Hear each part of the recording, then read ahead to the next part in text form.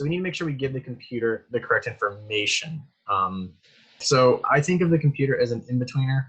You know, in the 2D days, they talk about, you know, you had your key animators, they animated the key poses and some breakdowns, and then they did the little timing charts, and then they would send it off to someone who would do all the in-betweens. You don't really do that in CG animation. You have the computer, and the computer is the dumbest in-betweener ever. So we need to make sure that we're giving all that information to the computer that it needs.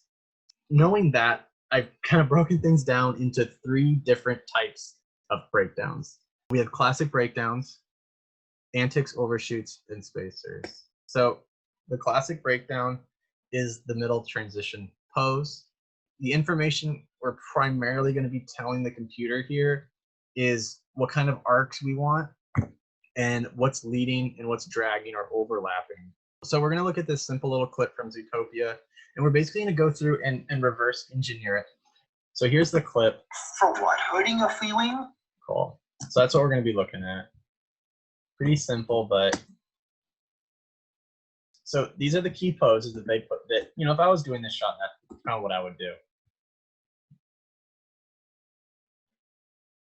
Cool. So just, you know, describing the story, he's up, leans in, leans down, and then leans over. So the next thing, what we just talked about, is the classic breakdowns, and that's what I would be doing next. And these are the broadest strokes of the motion. So we did poses they told us the broad strokes of the story, and now we're kind of going through and doing the broad strokes of the motion. What pose is going to help describe those arcs, what's leading, and what's being delayed? Cool. Awesome. So red is key poses, blue is our classic breakdowns. So you can see here in our classic breakdown, we're starting to describe the arc of that head. We're also, see how that nose rises up and then getting a little bit of drag on that head as it comes up and over. You can also see here how that elbow gets into place when we flip between these. See how that arm, screen right arm, has already gotten to place. It kind of leads the action. It gets there first. And then as we continue on, you can see here how he starts to lean in and to the right. You can see how he kind of, that nose kind of drags back. He's leading with the screen right side of his head. Starts to slightly move left, that nose, and then swings back around and comes up. So it's defining the leading action of the screen right side of his head, and then describing that arcing motion of that nose. Cool. Antics and overshoots. We're now going through and making sure that if we have any anticipations or overshoots, that we put them in there. When you don't have enough time to have a motion stop, you cause these overshoots because you're kind of the motion is so great and you're trying to stop so quickly that it can't just naturally calmly come to a stop. It does that, overshoots and settles back in. So when something's moving a little quicker or a little sharper or more abrupt, you're going to have a tendency for a little bit more overshoots. And anticipations are, you know, they anticipate the motion. If you need to build up energy before you can do something, you'll anticipate. Or if you need to telegraph something a little bit more, you'll anticipate as well. So we need to let the computer know that, hey, we want an anticipation, or we want to build an overshoot. And as we do these, they're helping define that motion and those arcs even further. Play through this. So you can see the green there is the little anticipations and overshoots. Now, keep in mind, you don't have to have anticipations and overshoots. It's only if you need them. Cool. So as we go through this, you can see in between these two keyframe and classic breakdown, there's no anticipation or overshoot. But here, once he settles down, his body is moving, but that arm and stroller is stopping his motion. So that head, it's not naturally easing into a stop. It's kind of being an outside force is stopping its motion. So that head overshoots down and then comes back up into that keyframe. And that helps describe the weight of that character. So you can see that nose down and then up, little overshoot there. So he comes up. Here, an anticipation, he comes up before he starts going forward and down. So describing that anticipation coming up. And we're describing the arc and how the nose, see how the nose kind of drops down a little bit, describing the drag of that head as he comes up into the anticipation and then into our classic breakdowns. And there's no overshoot at the end. He's just going to ease in. So when I'm doing breakdowns, I'm thinking about spacing as well. And these spacers help define the spacing, the timing charts. This is that, for me, that gap between the 2D stuff and the CG stuff that kind of got all lost and muddied up. Those guys would just be like, okay, cool, I got my timing chart and now I know what to do. But we don't have timing charts to tell the computer anything. So what we need to do is we need to put in keyframes, full body poses, to help let the computer know what kind of ease in or ease out we want.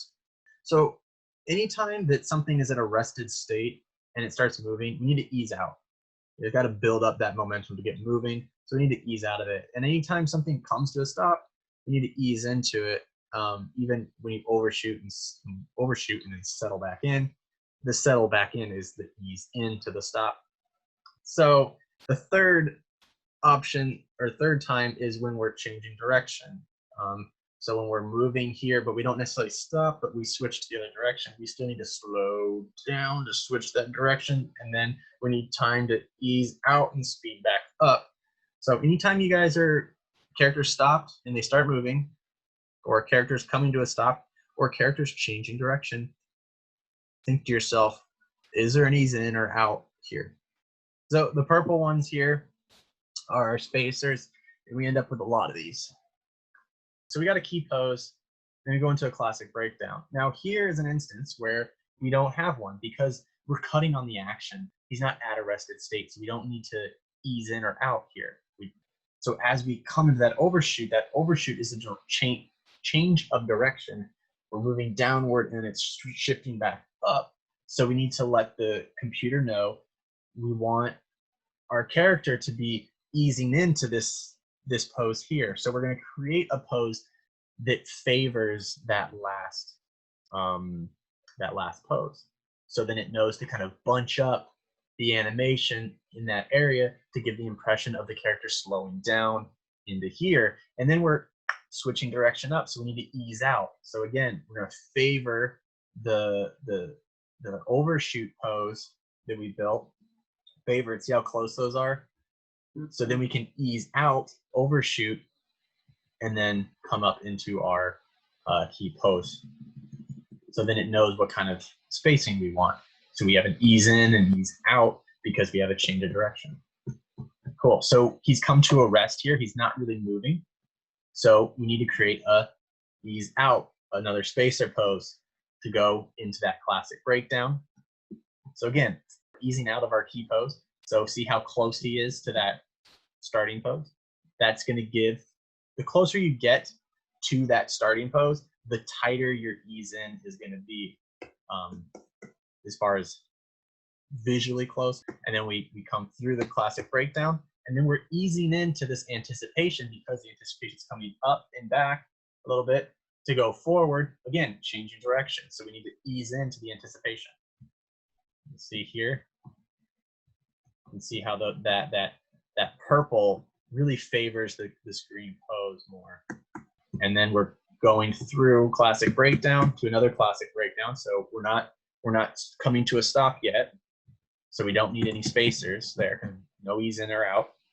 And then we're easing into this final position. So again, another pose to let the computer know what kind of ease in we want and not just to come to a stop.